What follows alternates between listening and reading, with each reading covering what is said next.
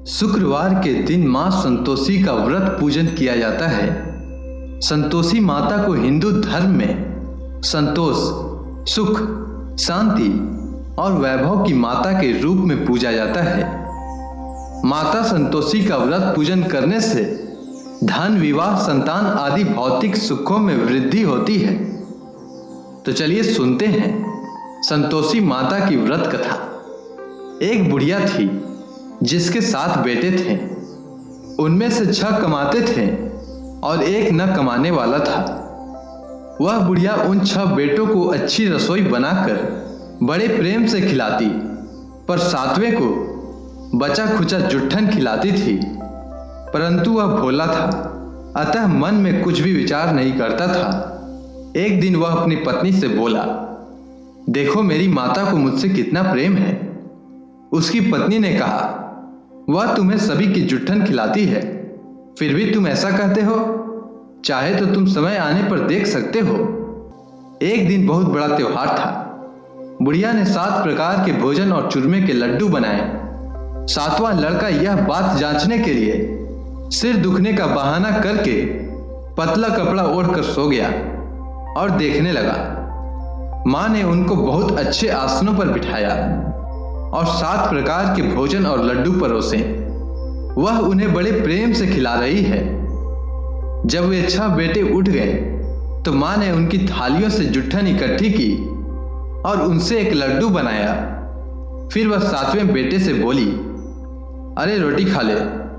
वह बोला, मां मैं भोजन नहीं करूंगा, मैं तो परदेश जा रहा हूं। मां ने कहा, कल जाता है तो आज ही चला जा। वह घर से निकल गया। चलते समय उसे अपनी पत्नी की याद आई जो गौशाला में कंडे थाप रही थी। वह बोला, हम विदेश को जा रहे हैं, आएंगे कचुकाल। तुम रहियो संतोष से, धर्म अपनो पाल। इस पर उसकी पत्नी बोली, जाओ पिया आनंद से, हमारी सोच हटाए। राम भरोसे हम रहें, ईश्वर तुम्हें सहाय। देहु निशानी आपनी, देख धरू में धीर। सुधी हमारी ना बिसारियो, रखियो मन गंभीर। इस पर वह लड़का बोला, मेरे पास कुछ नहीं है, यह अंगूठी है, सो ले और मुझे भी अपनी कोई निशानी दे दे। इस पर उसकी पत्नी बोली, मेरे पास क्या है, यह गोबर भरे हाथ हैं। यह कहकर उसने उसकी पीठ पर गोबर भरे हाथ की थाप मार दी। वह लड़का चल दिया ऐसा कहते ही। इसी कारण से विवाह में पत्नी पति की पीठ पर हाथ का छापा मारती है। चलते समय वह दूर देश में पहुंचा। वह एक व्यापारी की दुकान पर जाकर बोला, भाई मुझे नौकरी पर रख लो। व्यापारी को नौकर की जरूरत थी, अतः बोला, तनख्वाह काम देखकर देंगे। इसके बाद वह सवेरे 7 बजे से रात की 12 बजे तक नौकरी करने लगा। थोड़े ही दिनों में सारा लेन देन और हिसाब किताब करने लगा। सेठ के 7-8 नौकर चक्कर खाने लगे। सेठ ने उसे 2-3 महीने में आधे मुनाफे का हिस्सेदार बना दिया। 12 बरस में वह नामी सेठ बन गया और उसका मालिक उसके भरोसे काम छोड़कर कहीं बाहर चला गया। उधर उसकी पत्नी को सास और जेठानियां बड़ा कष्ट देने लगी। वे उसे लकड़ी लेने जंगल में भेजती, भूसे की रोटी देती, फूटे नारियल में पानी देती। वह बड़े कष्ट से जीवन बिताती थी। एक दिन जब वह लकड़ी लेने जा रही थी तो रास्ते में उसने कई औरतों को व्रत करते देखा। वह पूछने लगी, बहनों यह किसका व्रत है, कैसे करते हैं और इससे क्या फल मिलता है। तो एक स्त्री बोली, यह संतोषी माता का व्रत है, इसके करने से मनोवांछित फल मिलता है। इससे गरीबी, मन की चिंताएं, राज के मुकदमे, कलह और रोग नष्ट होते हैं और संतान, धन, सुख, प्रसन्नता, शांति, मनपसंद वर व बाहर गए हुए पति के दर्शन होते हैं। इसके बाद उसने उसे व्रत की विधि बता दी। उसने रास्ते में सारी लकड़ियां बेच दी, वह गुड़ और चना ले लिया। उसने व्रत करने की तैयारी की। उसने सामने एक मंदिर देखा तो पूछने लगी, यह मंदिर किसका है? वहां मौजूद लोगों ने कहा, यह संतोषी माता का मंदिर है। इसके बाद वह मंदिर में गई और माता के चरणों में लौटने लगी। वह दुखी होकर विनती करने लगी, माँ, मैं अज्ञानी हूँ, मैं बहुत दुखी हूँ, मैं तुम्हारी शरण में हूँ, मेरा दुख दूर करो। माता को दया आ गई। एक शुक्रवार को उसके पति का पत्र आया और अगले शुक्रवार को पति का भेजा हुआ धन मिला। अब तो जेठ जेठानी और सास नाक सिकोड़ के कहने लगे, अब तो इसकी खातिर बढ़ेगी, यह बुलाने पर भी नहीं बोलेगी। इस पर वह बोली, पत्र और धन आवे तो सभी को अच्छा है। उसकी आंखों में आंसू आ गए। वह मंदिर में गई और माता के चरणों में गिरकर बोली, हे माँ, मैंने तुमसे पैसा कब मांगा था? मुझे तो अपना सुहाग चाहिए। मैं तो अपने स्वामी के दर्शन और सेवा करना मांगती हूँ। तब माता ने प्रसन्न होकर कहा, जा बेटी, तेरा पति आवेगा। वह बड़ी प्रसन्नता से घर गई और घर का काम काज करने लगी।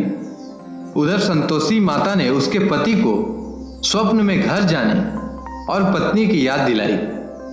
उसने कहा, माँ, मैं कैसे जाऊं? परदेश की बात है, लेन देन का कोई हिसाब नहीं है।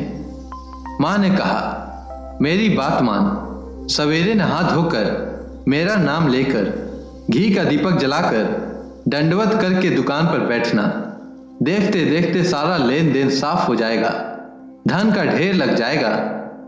सवेरे उसने अपने स्वप्न की बात सभी को कही तो सब दिल लगी उड़ाने लगे। वे कहने लगे कि कहीं सपने भी सत्य होते हैं। पर एक बुढ़े ने कहा, भाई, जैसे माता ने कहा है वैसे करने में क्या डर है? उसने नहा धोकर माता को दंडवत करके घी का दीपक जलाया और दुकान पर जाकर बैठ गया। थोड़ी ही देर में सारा लेन देन साफ हो गया, सारा माल बिक गया और धन का ढेर लग गया। वह प्रसन्न हुआ और घर के लिए गहने और सामान वगैरह खरीदने लगा। वह जल्दी ही घर को रवाना हो गया। उधर बेचारी उसकी पत्नी रोज लकड़ियां लेने जाती और रोज संतोषी माता की सेवा करती। उसने माता से पूछा, हे माँ, यह धूल कैसी उड़ रही है? माता ने कहा, तेरा पति आ रहा है, तू लकड़ियां के 3 बोझ बना ले। एक नदी के किनारे रख, एक यहाँ रख और तीसरा अपने सिर पर रख ले। तेरे पति के दिल में उस लकड़ी के गट्ठे को देखकर मोह पैदा होगा। जब वह यहाँ रुक कर नाश्ता पानी करके घर जाएगा तब तू लकड़ियां उठाकर घर जाना और चौक के बीच में गट्ठर डालकर जोर जोर से 3 आवाजें लगाना, सासू जी, लकड़ियों का गट्ठा लो, भूसे की रोटी दो और नारियल के खोपड़े में पानी दो। आज मेहमान कौन आया है? उसने माँ के चरण छुए और उनके कहे अनुसार सारा कार्य किया। वह तीसरा गट्ठर लेकर घर गई और चौक के बीच में डालकर कहने लगी, सासू जी, लकड़ियों का गट्ठर लो, भूसे की रोटी दो, नारियल के खोपड़े में पानी दो। आज मेहमान कौन आया है? यह सुनकर सास बाहर आकर कपट भरे वचनों से उसके दिए हुए कष्टों को भुलाने के लिए कहने लगी, बेटी, तेरा पति आया है, आ मीठा भात और भोजन कर और गहने कपड़े पहन। अपनी माँ के ऐसे वचन सुनकर उसका पति बाहर आया और अपनी पत्नी के हाथ में अंगूठी देखकर व्याकुल हो उठा। उसने पूछा, यह कौन है? माँ ने कहा, यह तेरी पत्नी है। आज 12 बरस हो गए। यह दिन भर घूमती फिरती है, काम काज करती नहीं है, तुझे देखकर नखरे करती है।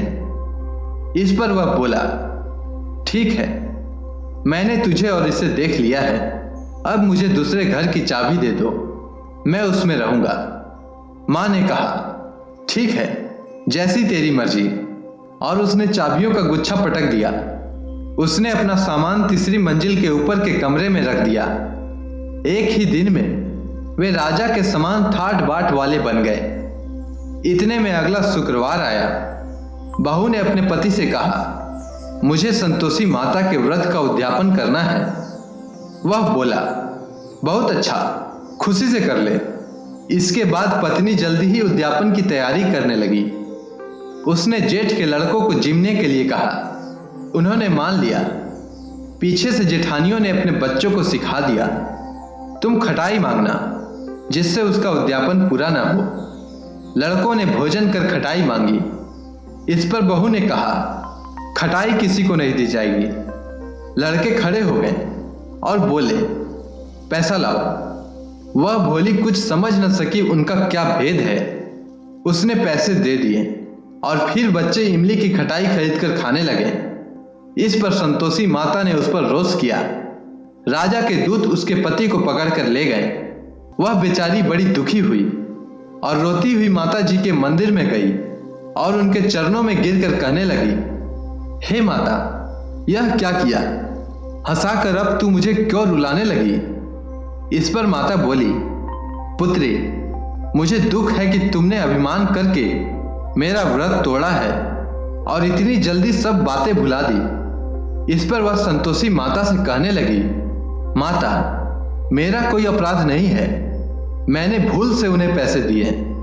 माँ, मुझे क्षमा करो, मैं दोबारा तुम्हारा उद्यापन करूंगी। माँ बोली, जा, तेरा पति रास्ते में आता हुआ मिलेगा। उसे रास्ते में उसका पति मिला।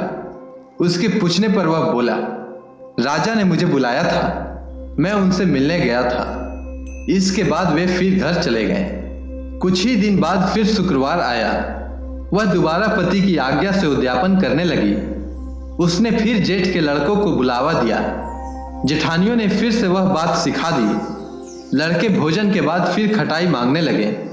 उसने कहा, खटाई नहीं मिलेगी, आना हो तो आओ। यह कहकर वह ब्राह्मणों के लड़कों को बुलाकर भोजन कराने लगी। यथाशक्ति उसने उन्हें दक्षिणा दी। संतोषी माता उस पर बड़ी प्रसन्न हुई। माता की कृपा से 9वें मास में उसके एक चंद्रमा के समान सुंदर पुत्र हुआ। अपने पुत्र को लेकर वह रोजाना मंदिर जाने लगी। एक दिन संतोषी माता ने सोचा कि यह रोज यहाँ आती है, आज मैं इसके घर चलूं, इसका ससुराल देखूं। यह सोचकर उसने एक भयानक रूप बनाया। गुड़ व चने से सना मुख, ऊपर को सूंड के समान होठ, जिन पर मक्खियां भिनभिना रही थी। इसी सूरत में वह उसके घर गई। देहली में पांव रखते ही उसकी सास बोली, देखो कोई डाकिन आ रही है, इसे भगाओ नहीं तो किसी को खा जाएगी। लड़के भागकर खिड़की बंद करने लगे। 7वें लड़के की बहू खिड़की से देख रही थी। वह वहीं से चिल्लाने लगी, आज मेरी माता मेरे ही घर आई है। यह कहकर उसने बच्चे को दूध पीने से हटाया। इतने में सास बोली, पगली किसे देखकर उतावली हुई है? बच्चे को पटक दिया। इतने में संतोषी माता के प्रताप से वहां लड़के ही लड़के नजर आने लगे। बहू बोली, सासू जी, मैं जिसका व्रत करती हूँ यह वही संतोषी माता है। यह कहकर उसने सारी खिड़कियां खोल दी। सबने संतोषी माता के चरण पकड़ लिए और विनती कर कहने लगे, हे माता, हम मूर्ख हैं, अज्ञानी हैं, पापिनी हैं। तुम्हारे व्रत की विधि हमें नहीं पता था। तुम्हारा व्रत भंग कर हमने बहुत बड़ा अपराध किया है। हे जगत माता, आप हमारा अपराध क्षमा करो। इस पर माता उन पर प्रसन्न हुई। हे संतोषी माँ, जिस तरह आपने बहू को फल दिया वैसा सबको देना। तो बोलिए संतोषी माता की जय।